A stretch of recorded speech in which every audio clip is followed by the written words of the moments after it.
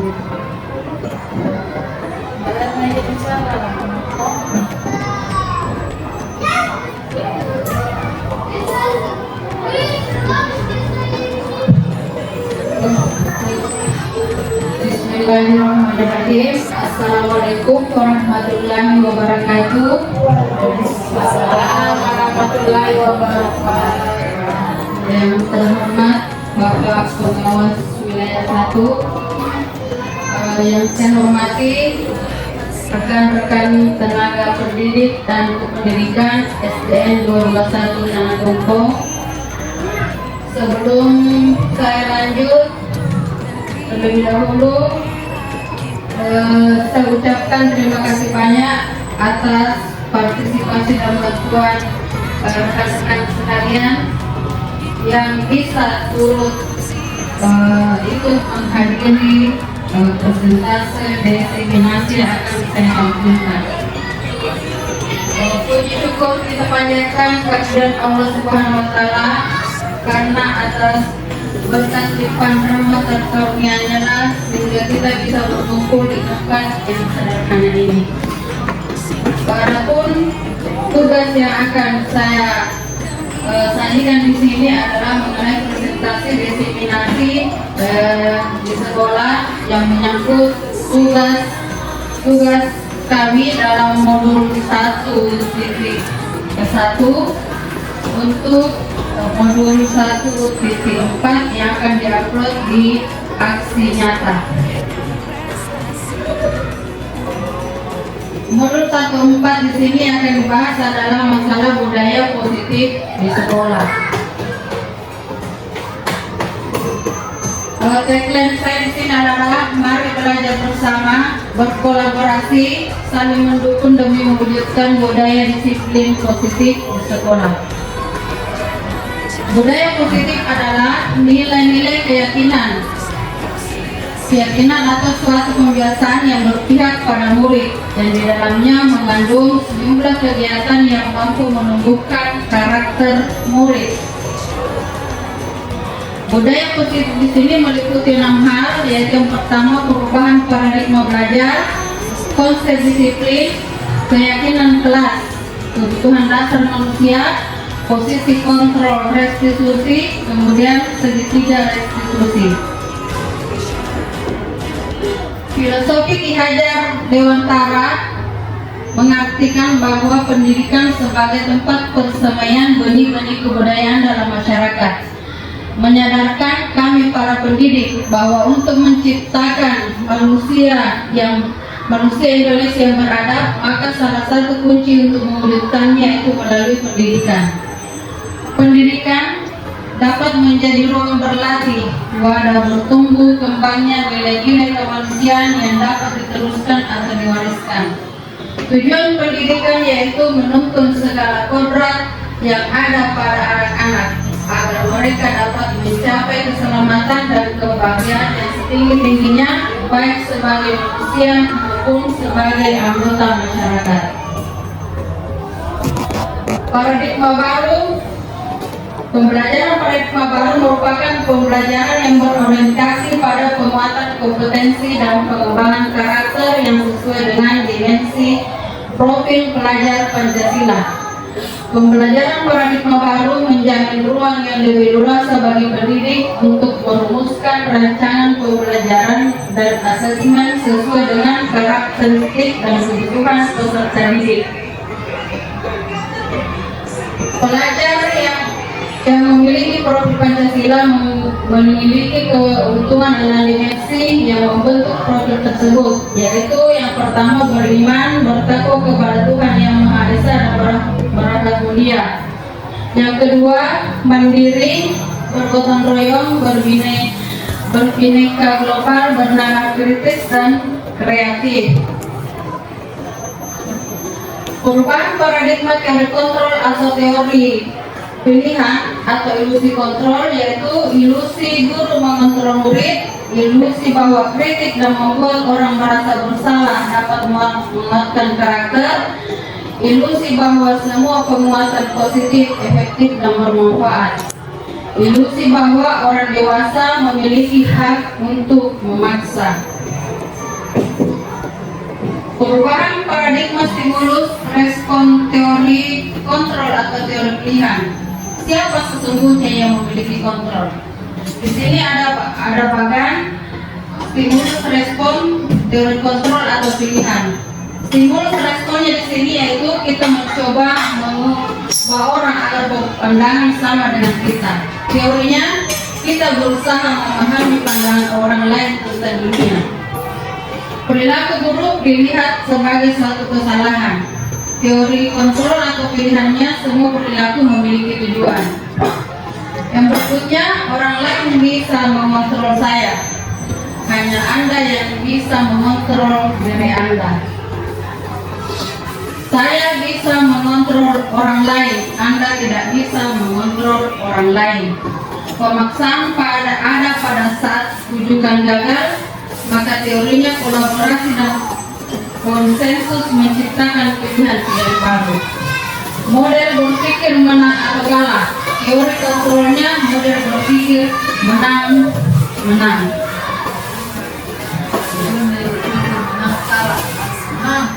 Iya. Sebelum saya lanjut, saya mau menyampaikan bahwa posisi saya sebagai di sini bukan bermaksud untuk menggurui bapak-bapak dan ibu guru. Cuman saya mau berbagi praktik, berbagi ilmu apa yang kami dapatkan di pendidikan guru penggerak untuk diimplementasikan kepada rekan-rekan. Jadi saya di sini bukan bermaksud untuk menggurui, ya.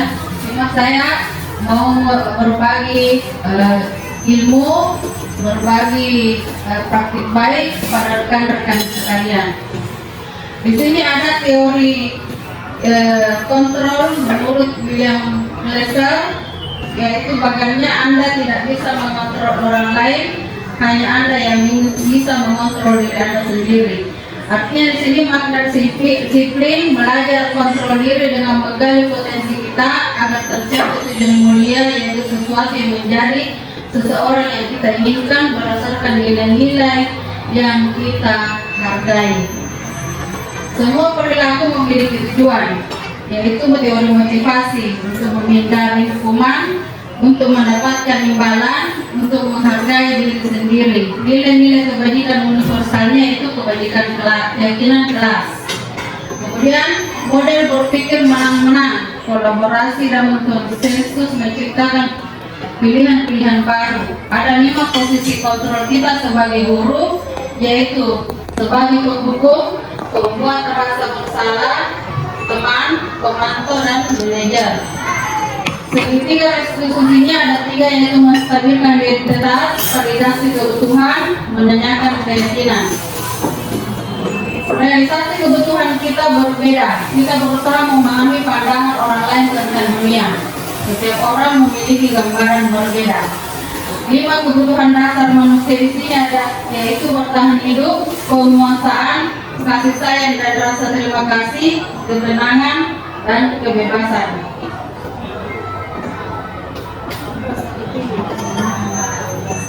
Budaya positif merupakan perwujudan dari nilai-nilai atau keyakinan universal yang diterapkan di sekolah.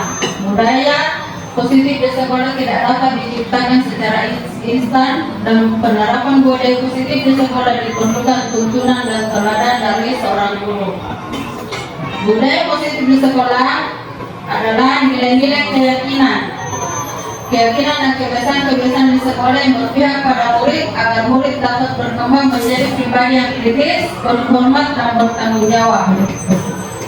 Budaya positif dapat menumbuh kembangkan sikap bergotong royong, mampu melakukan kegiatan secara bersama-sama sehingga tercipta kolaborasi yang baik antar warga sekolah, adanya rasa peduli satu sama lain.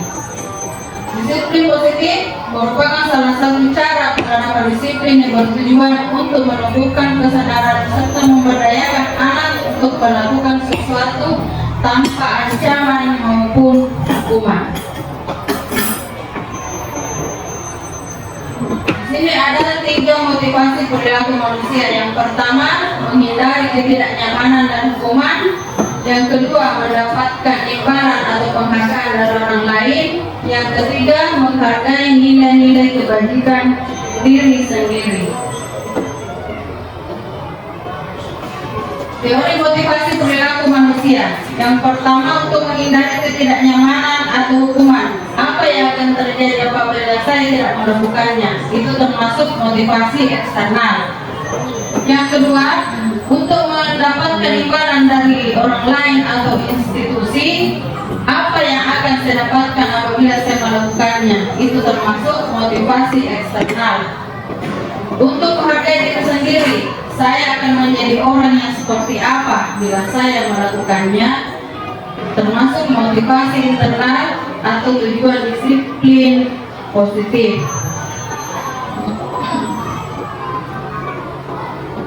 Nah, di sini berikutnya dihukum oleh penghargaan. Bahwa penghargaan berlaku sama dengan hukuman dalam arti meminta atau membujuk seseorang melakukan sesuatu untuk memenuhi suatu tujuan tertentu dari orang yang meminta atau membujuk. Dorongannya eksternal dan akan ada faktor ketergantungan. Beberapa dampak dari pemberian penghargaan menurut Alif Kon 1993: pengaruh jangka pendek dan jangka panjang.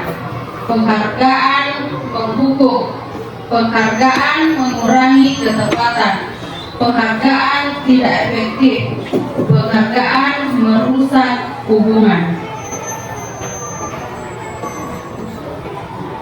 Berikutnya dihukum oleh penghargaan. Penghargaan itu menurunkan kualitas, penghargaan mematikan kreativitas, penghargaan mengurangi motivasi intrinsik. Di sini ada contoh pengakuan atau apresiasi kebajikan. Kalimat pembukanya, kemarin saya perhatikan. Nilai kebajikan yang ada di sini adalah merasa empati besar sekali. Situasi pada saat murid baru, pada saat menolong murid baru di kelas kita. Contoh kalimat pembukanya, saya menghargai. Nilai kebajikan yang ada di situ adalah kepedulianmu. Situasinya pada saat kamu membantu teman-temanmu di tugas kelompok. Kalimat pembukanya, terima kasih untuk. Nilai kebajikannya, rasa tanggung jawabmu. Kemudian situasi pada saat kamu memungut kertas-kertas yang berserakan di lantai. Ada perbedaan antara kesepakatan kelas dan keyakinan kelas. Kesepakatan kelas menuntun nilai-nilai positif akan berujung pada keyakinan kelas.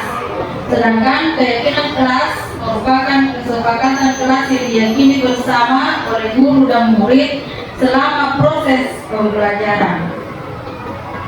Nah, di sini ada tabel. Apa perbedaan hukuman dan konsekuensi?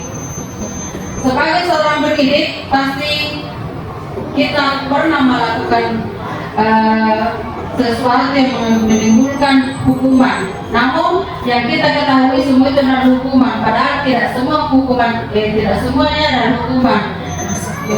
Ada hukuman dan ada pula konsekuensi. Nah, saya mau minta pendapat Bapak dan Ibu sekalian. Yang pertama, kasus yang pertama, mencatat 100 kali di dalam buku kalimat. Saya tidak akan terlambat lagi karena terlambat ke sekolah. Apakah ini termasuk hukuman atau konsekuensi? Konsekuensi. Lalu mengelilingi lapangan basket 2 kali karena terlambat hadir di sekolah.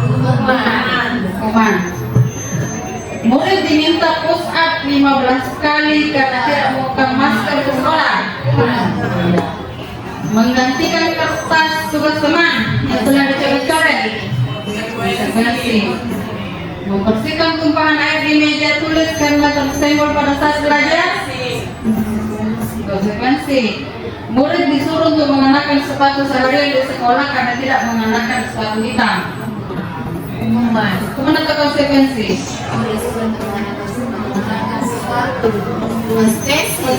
Konsekuensi. Lari mengelilingi lapangan basket 2 kali karena terlambat 10 menit. Nah, untuk menyamakan persentasenya, kita akan melihat tabel berikutnya. Mencatat 100 kali di dalam buku kalimat itu ternyata adalah hukuman. Ya, makanya kita sudah bisa membedakan yang mana hukuman, mana konsekuensi. Lari mengelilingi lapangan basket 2 kali karena terlambat hadir di sekolah itu termasuk hukuman. Murid diminta untuk usap 15 kali karena tidak menggunakan masker, hukuman. Menggantikan kertas tugas teman yang telah dicoret-coret itu merupakan konsekuensi. Ya. Membersihkan tumpahan air di meja tulis karena tersenggol pada saat belajar, konsekuensi. Murid disuruh untuk tidak mengenakan sesuatu. Ada yang di sekolah karena tidak mengenakan sesuatu termasuk hukuman. Lari mengelilingi lapangan basket 2 kali karena terlambat 10 menit untuk pelajaran PJK itu termasuk konsekuensi. Berikutnya, yang mana yang merupakan keyakinan kelas? Apakah kelas datang tepat waktu, menjaga kebersihan, berdoa sebelum dan sesudah kegiatan dalam pembelajaran tertib, itu termasuk kesepakatan kelas. Kemudian kami guru dan murid yang saling menyayangi, kami murid yang semangat belajar, kami murid yang peduli dengan teman-teman. Kira-kira yang mana yang merupakan keyakinan kelas? Karena bahkan seluruh banyak di sini adalah kesepakatan kelas.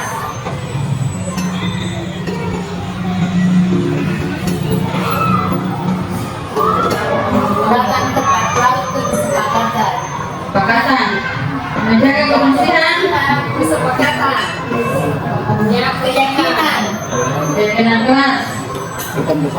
doa keyakinan, Hati dalam pembelajaran. kesepakatan,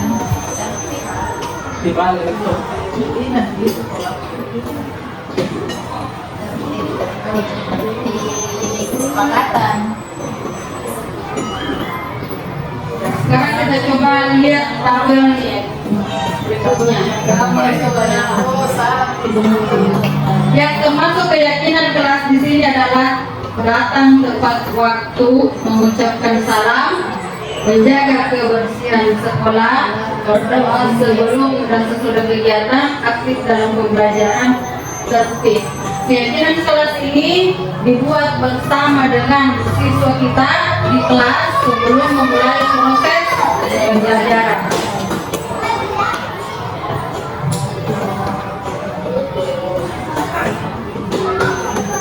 Nah, sekarang keyakinan kelas apa yang di dalamnya? Peraturan. Jadi peraturan ini sebentar akan menghasilkan keyakinan kelas. Selalu kembalikan buku di tempatnya. Kira-kira keyakinan kelas apa yang sama, yang sesuai dengan peraturan tersebut? Apakah dia termasuk disiplin? Apakah dia termasuk menghormati orang lain? Dilarang mengganggu orang lain? Apa keyakinan kelasnya? Menghargai. Hadir di sekolah 15 menit sebelum pembelajaran dimulai.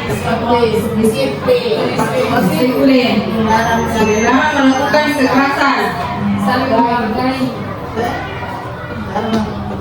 Apakah termasuk keselamatan atau kesehatan? Dilarang menggunakan narkoba.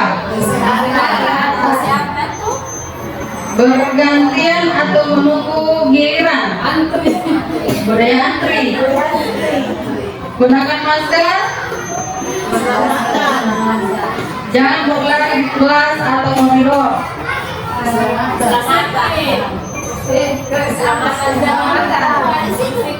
Ya.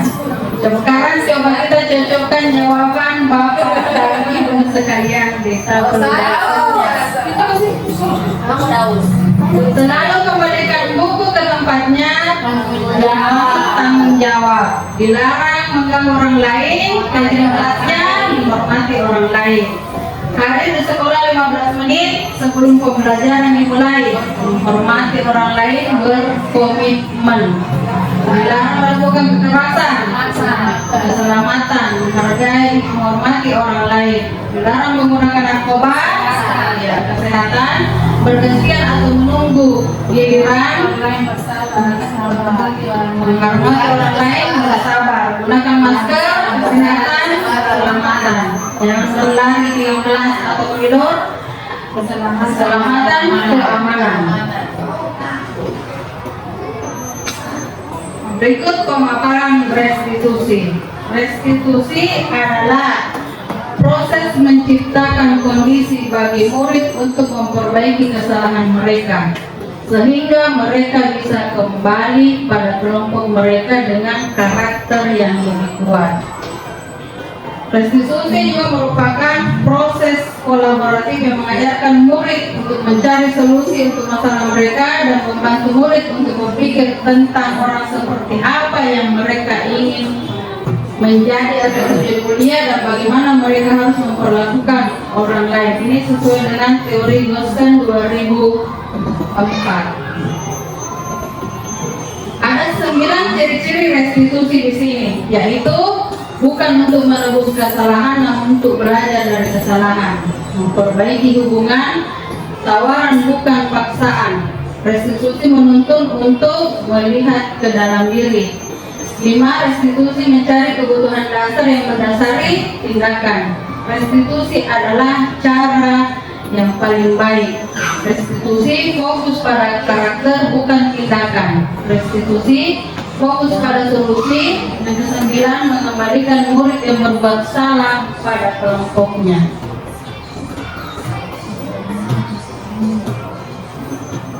Ini adalah tabel identitas gagal, hukuman, identitas sukses, disiplin, konsekuensi, restitusi. Tabel pertama, sesuatu yang menyakitkan harus terjadi, konsekuensinya sesuatu harus terjadi. Restitusi merupakan pilihan. Tidak nyaman untuk murid atau anak untuk jangka waktu panjang, konsekuensinya tidak nyaman untuk murid atau nyaman untuk jangka waktu pendek. Restitusinya menguatkan untuk murid atau anak dalam jangka waktu panjang. Hukuman, korban mendapatkan keadilan. Identitas suksesnya, korban bisa diabaikan, korban mendapatkan ganti rugi. Restitusinya, murid atau anak akan tersakiti. Murid atau anak dibuat tidak nyaman, murid atau anak mendapatkan penguatan. Perilaku pasif agresif meningkat, identitas suksesnya, penguatan hanya bertahan dalam jangka waktu pendek, restitusinya masalah terpecahkan. Sistem tidak akan berjalan bila murid yang tidak takut. Konsekuensinya memerlukan monitoring dan supervisi terus-menerus dari guru. Restitusi, murid belajar bertanggung jawab untuk perilakunya. Berikutnya, peraturannya adalah kamu harus. Konsekuensinya apa peraturannya? Mampukah kamu melakukannya? Terima kasih. Apa yang kamu yakini? Apa yang bisa kamu lakukan untuk memperbaiki masalah ini? Murid atau anak membenci peraturan, murid atau anak menghormati peraturan. Restitusinya, murid atau anak menghormati dirinya dan orang lain. Identitas suksesnya, hukuman itu negatif, konsekuensi netral, restitusi itu positif. Kebutuhan dasar manusia dan dunia berkualitas. Kebutuhan dasar manusia itu ada 4. Ada 5, yaitu kasih sayang dan rasa diterima, penguasaan, kebebasan, bertahan hidup, dan kesenangan.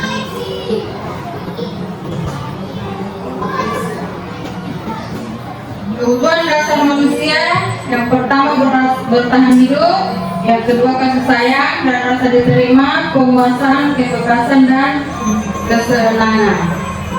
Nah, di sini kita sebagai guru menurut ilmu yang sudah kami dapatkan posisi guru itu memiliki 5 posisi kontrol. Di mana di sini yang pertama penghukum, membuat rasa bersalah, teman, pemantau, dan manajer. Di 5 posisi kontrol ini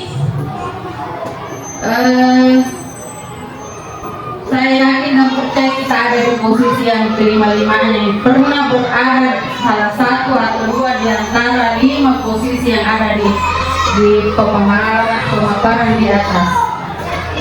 Kalau saya pribadi, saya pernah merasa menjadi penghukum dan pembuat rasa bersalah. Pernah juga menjadi teman. Ya. Motivasinya di sini guru berbuat. Kalau kita sebagai penghukum menghardik, menunjuk, menyakiti, menyindir. Kalau kita melakukan ini berarti kita berada pada posisi penghukum. Kalau pembuat rasa bersalah berceramah dan mengatakan seharusnya ibu kecewa. Kalau kita menempatkan diri sebagai teman, membuatkan alasan-alasan untuk muridnya. Kalau kita sebagai pemantau, menghitung dan mengukur. Manajer mengajukan pertanyaan. Kalau guru berkata, kalau kamu tidak melakukannya, awas ya, rasakan. Ini kita berada di posisi kontrol sebagai penghukum. Kamu seharusnya sudah tahu, ibu lelah sekali mengatakannya, ibu stres. Kita berada pada posisi pembuat rasa bersalah. Ya. Sebagai pendidik pasti kita pernah ada di posisi kontrol yang salah satunya di sini. Kalau kita berlaku sebagai teman, ayolah lakukan demi ibu. Masa kamu tidak mau? Ingat, ibu tidak pernah bantu. Itu posisi kita sebagai teman. Kalau kita sebagai pemantau, apa peraturannya? Kalau sebagai manajer, apa yang kita yakini, apa yang bisa kau kerjakan untuk memperbaiki masalah ini? Motivasi kaitan dengan dunia berkualitas. Kalau kita sebagai penghukum, murid meletakkan guru di luar dunia berkualitas. Membuat rasa bersalah, murid meletakkan guru di dalam dunia berkualitas.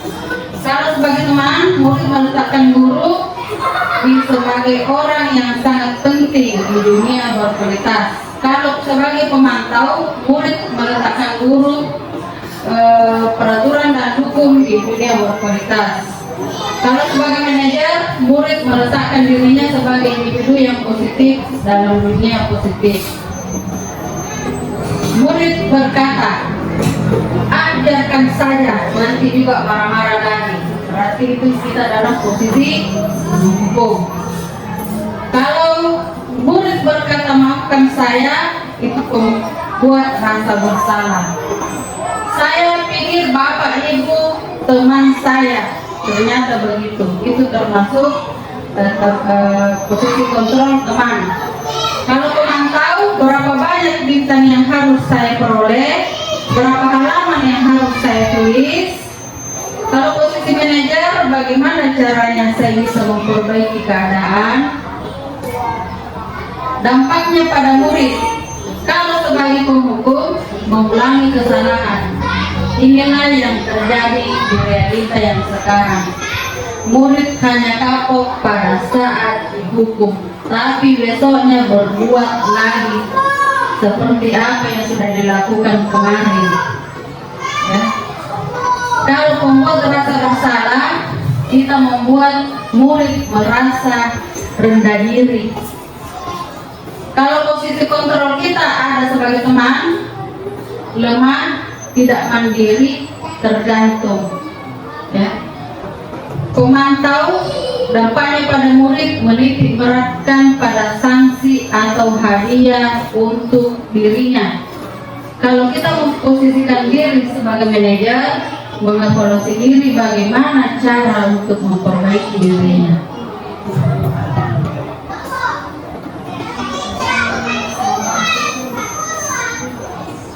Sekarang pertanyaan.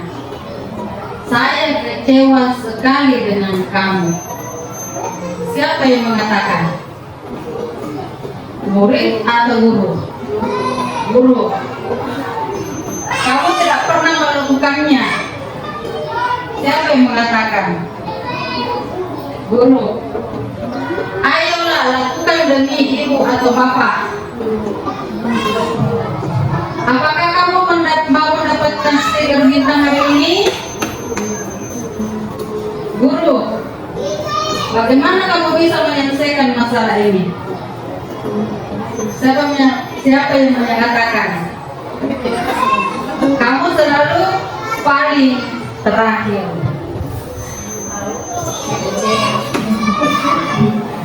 Sekarang penyelesaiannya.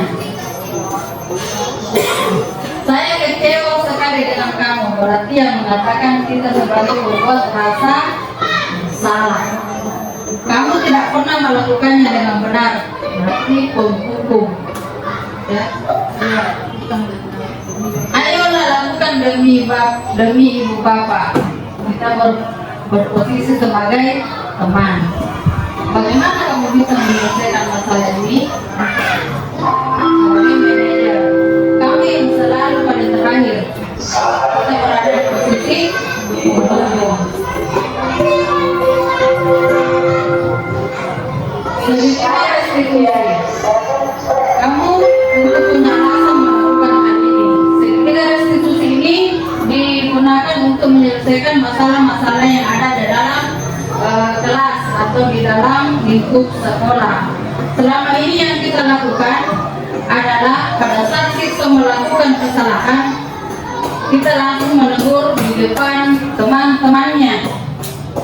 Itu yang sering kita lakukan, ya, termasuk saya.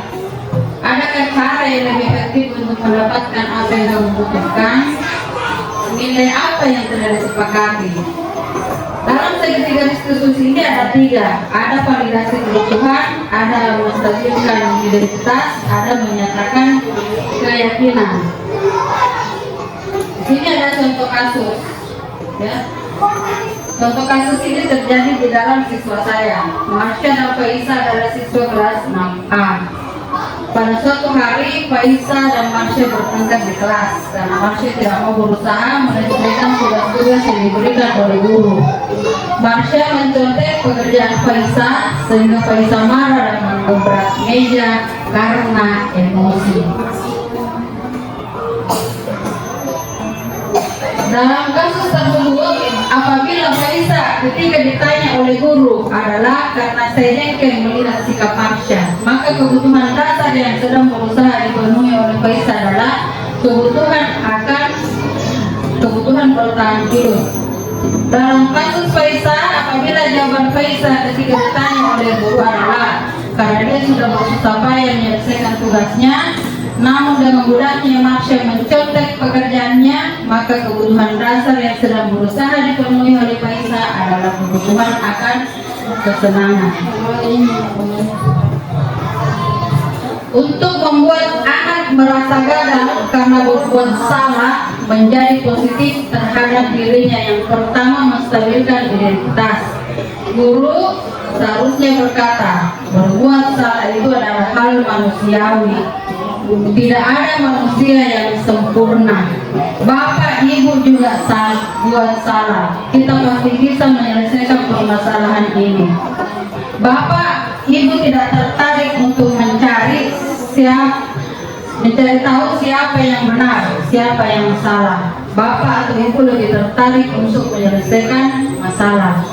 Kalau kamu menyalahkan dirimu sendiri terus-menerus, apakah kamu bersikap baik pada dirimu sendiri? Itu termasuk menstabilkan identitas.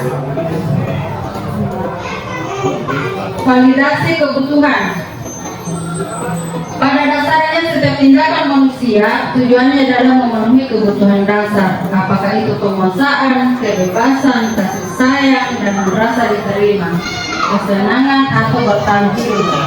Guru berkata, kamu bisa saja kan melakukan hal yang buruk, tapi kamu tidak melakukannya kan?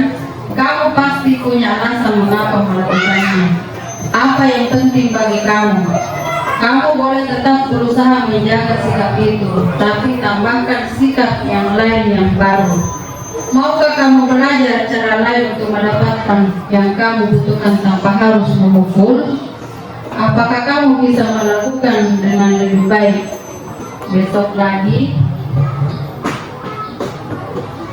Menanyakan keyakinan. Kalau menanyakan keyakinan, guru berkata, apa nilai yang kita percaya di kelas atau sekolah kita? Nilai-nilai universal apa yang telah kita sepakati? Kelas yang ideal itu seperti apa sih? Kamu ingin menjadi anak seperti apa? Apa yang kamu rasakan ketika kamu melakukan itu? Kamu menjadi orang yang seperti apa? Itulah pemaparan tentang budaya positif di sekolah. Barangkali dari rekan-rekan sekalian ada yang mau bertanya dengan pemaparan yang sudah saya sampaikan tadi. Semoga apa yang saya paparkan bisa kita aplikasikan di lingkungan sekolah. Sebagai seorang guru, kita jangan lagi menjadi seorang penghukum, jangan lagi menjadi pembuat rasa bersalah, tapi marilah kita menerapkan kontrol kita sebagai manajer di lingkungan sekolah agar kita tidak mematikan karakter anak. Kalau kita selalu berbuat sebagai penghukum, otomatis anak-anak akan merasa rendah diri. Kalau memang ada persoalan antara siswa, solusi yang bisa kita berikan adalah panggil baik-baik anak tersebut, jangan dijatuhkan jangan dijatuhkan di depan rekan-rekannya, supaya anak-anak itu tidak merasa minder, ya. Ini ilmu yang kami peroleh, ya. Semoga apa yang saya sampaikan bisa dipahami, bisa diterima oleh Bapak dan Ibu sekalian. Mari kita berkolaborasi bersama untuk memperbaiki pendidikan yang ada di sekolah kita. Apabila ada masalah, baiknya dijalin komunikasi yang baik antara siswa, antar orang tua siswa dengan pemangku kebijakan yang ada di sekolah. Sekali lagi saya ucapkan terima kasih atas kesediaan Bapak Ibu sekalian, atas yang mau meluangkan waktunya untuk melihat presentasi saya. Terima kasih. Wabillahi taufiq wal hidayah. Assalamualaikum warahmatullahi wabarakatuh. Waalaikumsalam warahmatullahi wabarakatuh.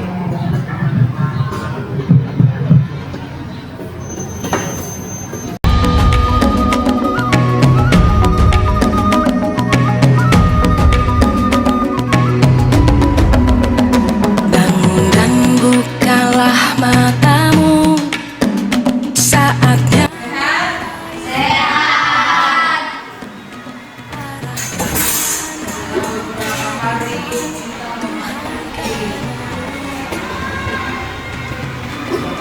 Sekolah hari ini saya akan membuat keyakinan kelas.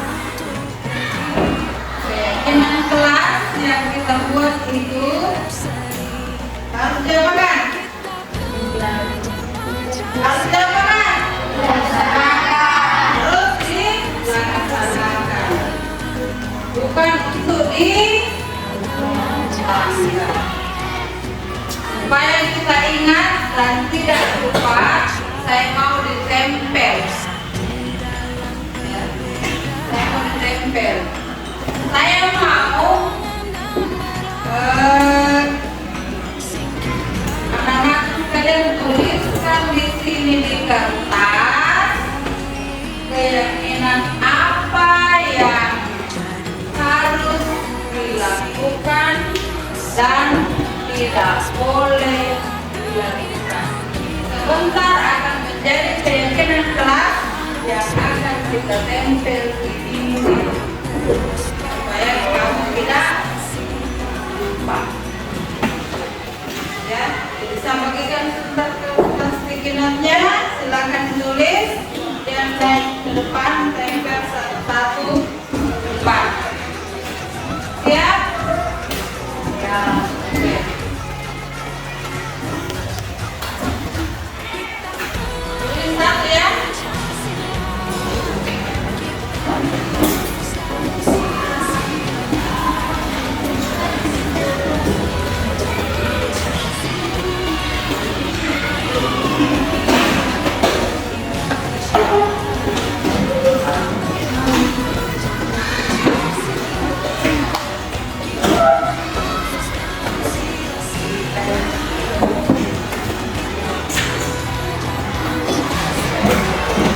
Bagi berapa?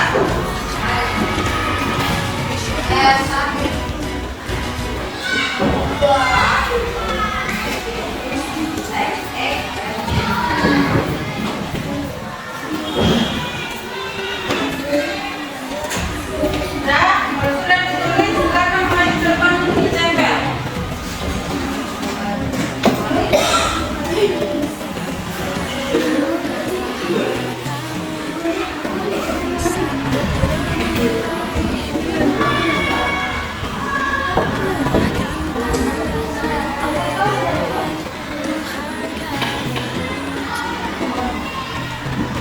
Bulan sama sebentar aku.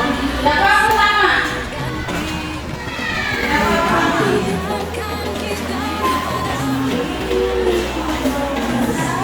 Kalau sudah silakan bertekan. Kalau sudah silakan maju ke depan ditempel. Bu. Ya. Kenapa? Mana stikimatnya?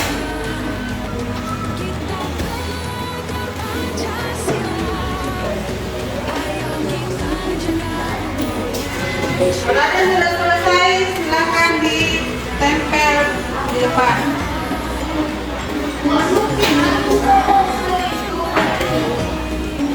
Sudah baik? Maju baik? Sudah. Pelan, satu-satu tempel. Tempel di sini. Terusnya.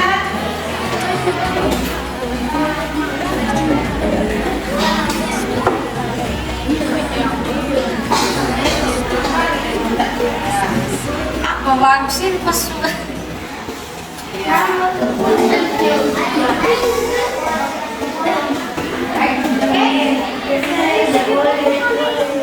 Silakan yang sudah selesai, silakan ditempel.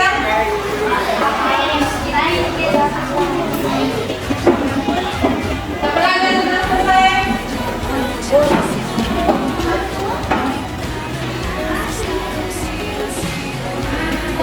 Sudah, yuk.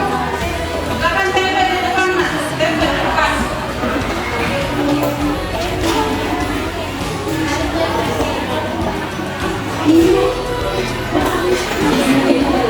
Pakai tempel.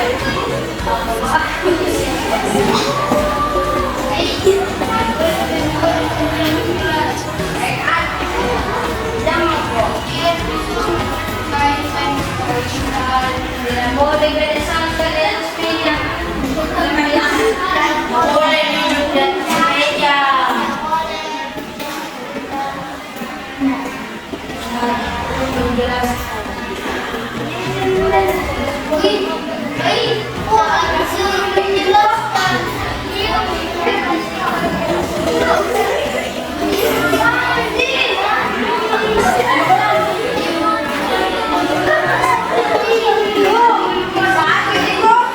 Ya, satu saja.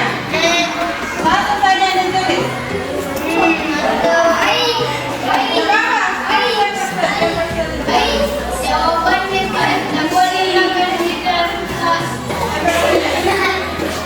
Biar bersih kelas lah gitu. Jadi ini sama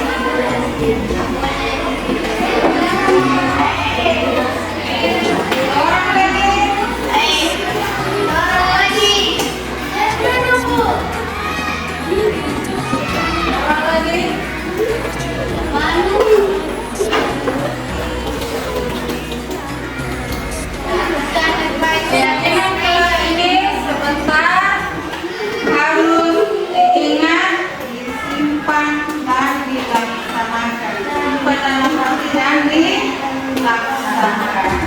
Apa yang sudah kamu tulis, itu juga yang harus kamu lakukan. Keyakinan kelas ini yang kamu buat bukan paksaan, tapi keyakinan kelas ini adalah kehendak dan kemauan kamu ternyata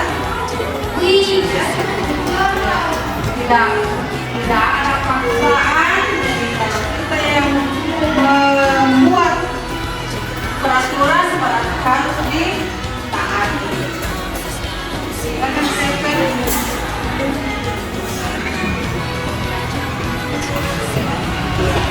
Sekarang sudah ada 24 keyakinan kelas sesuai dengan jumlah siswa yang ada di dalam kelas. Saya bacakan satu-satu. Yang pertama, tidak boleh mencoret-coret meja. Tidak boleh duduk di atas meja. Tidak boleh makan dalam kelas. Tidak boleh berbicara saat guru menjelaskan. Laksanakan piket kelas. Tidak boleh melanggar keyakinan kelas. Ya. Melakukan piket kelas sama tidak memotong pembicaraan guru saat guru menjelaskan, ada yang sama. Kemudian tidak boleh mengganggu teman saat belajar. Tidak boleh main bola dalam kelas. Tidak boleh membuang sampah sembarangan. Tidak boleh lagi, tidak boleh sama main bola juga. Tidak boleh berbicara pada saat guru menjelaskan. Jadi intinya keyakinan kelas yang sudah kamu tulis di atas, kalau dibahasakan apa yang kamu lakukan di sini, tidak boleh berbicara pada saat guru menjelaskan. Itu termasuk apa? Termasuk apa itu pada saat guru menjelaskan tidak boleh berbicara? Apakah dia menghormati? Apakah toleransi? Apakah disiplin? Ya? Apa? Menghormati. Berarti satu, menghormati.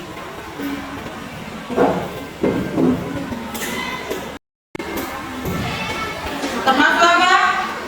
Termasuk disiplin.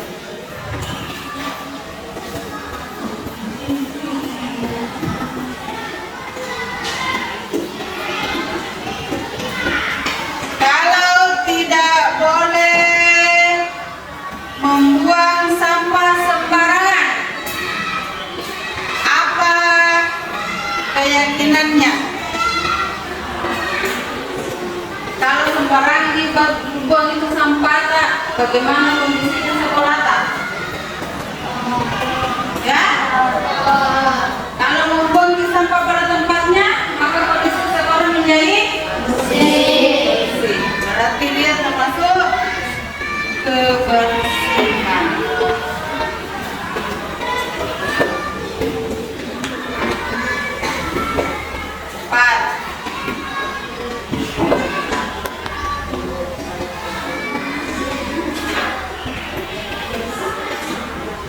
tidak ribut saat belajar. Itu termasuk poin yang mana? Apakah menghormati, disiplin, atau kebersihan? Yang masuk dalam mana? Ya, tidak ribut di dalam kelas. Masuk? Oke. Sekarang sudah ada 3 poin penting yang harus dilakukan di kelas.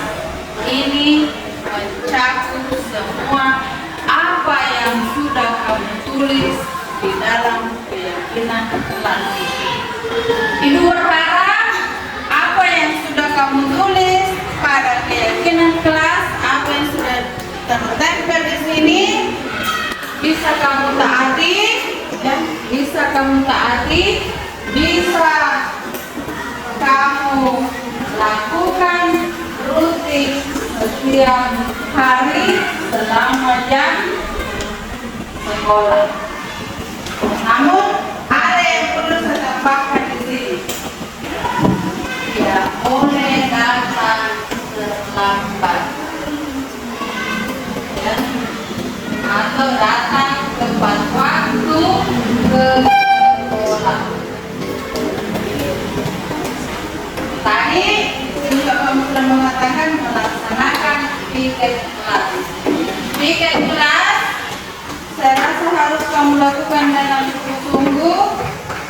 Sebagaimana tadi yang saya lihat di luar, awal kita masuk sekolah saya sudah sampaikan bahwa bagian yang perlu kamu bersihkan itu depan, samping, dan di belakang. Tapi kenyataannya masih ada sampah yang berserakan.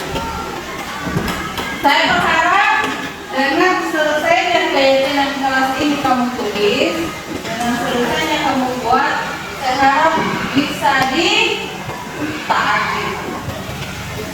Sebisa mungkin jangan di apa?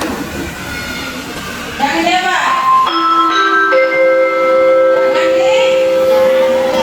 Saatnya jam kedua dimulai. Oke. Apa yang sudah menjadi kesepakatan kita? Kita sepakat? Sepakat. Tidak boleh lagi tidak dilakukan ya. Tidak boleh lagi dilakukan ya. Tidak boleh. Karena kita sudah sepakat apa yang kamu tulis di sini, apa yang kamu tulis di sini itu berdasarkan kemauan sendiri dan tidak ada paksaan. Oke, terima kasih. Semoga apa yang sudah kita tulis di sini dan kita sepakat sama-sama bisa dilaksanakan sesuai dengan hati nurani. Tidak boleh lagi ada yang melanggar. Pagi tidak boleh lagi sampai masyarakat. Sudah ada tempat sampah. Melaksanakan piket kelas sudah dibagi kan? Siapa yang bertugas? Ya, sudah dibagi. Jadi tidak boleh lagi ada pelanggaran. Oke, terima kasih atas keyakinan kelas yang sudah dibuat. Saya berharap sekali lagi kita sepakat dan